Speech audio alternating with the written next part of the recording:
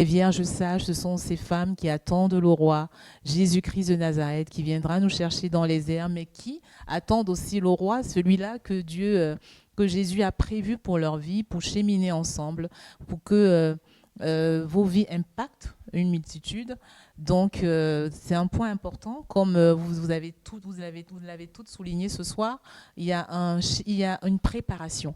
Il y a la préparation qui est très importante. C'est quelque chose d'important. Se préparer, attendre, être dans l'attente, mais accepter d'être préparé, accepter d'être façonné par le Saint-Esprit. Et c'est pas parce que tu es dans la préparation que tu travailles, que tu fasses des études, que tu sois une femme au foyer, tu dois être active.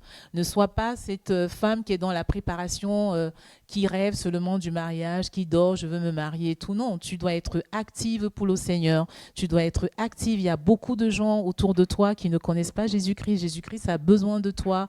Il a besoin des personnes, pour des femmes, pour le service, soit cette femme sage, soit cette vierge sage qui attend l'époux en étant active, en étant dans la prière, en étant éveillée dans la prière.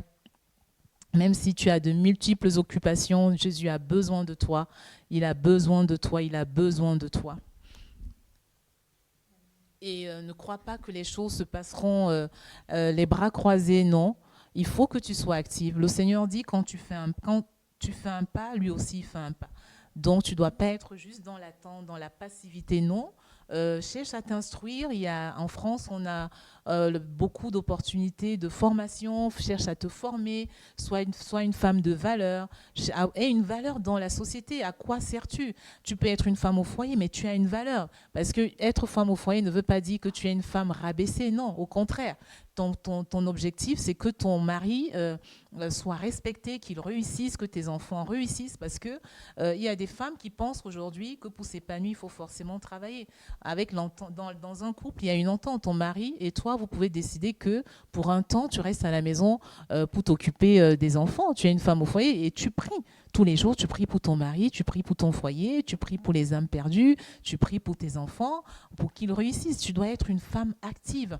Ne sois pas cette femme qui est paresseuse, qui ne lit pas, qui ne s'instruit pas, qui passe son temps à manger seulement. La gloutonnerie, c'est un péché, c'est écrit dans la Bible. Il y a des femmes comme ça qui passent leur temps à manger, à dormir. Ne sois pas cette femme-là. Dieu n'interdit pas qu'on mange, mais tout doit être réglé, ça doit être dans une discipline, dans une rigueur, et surtout conduit par le Saint-Esprit.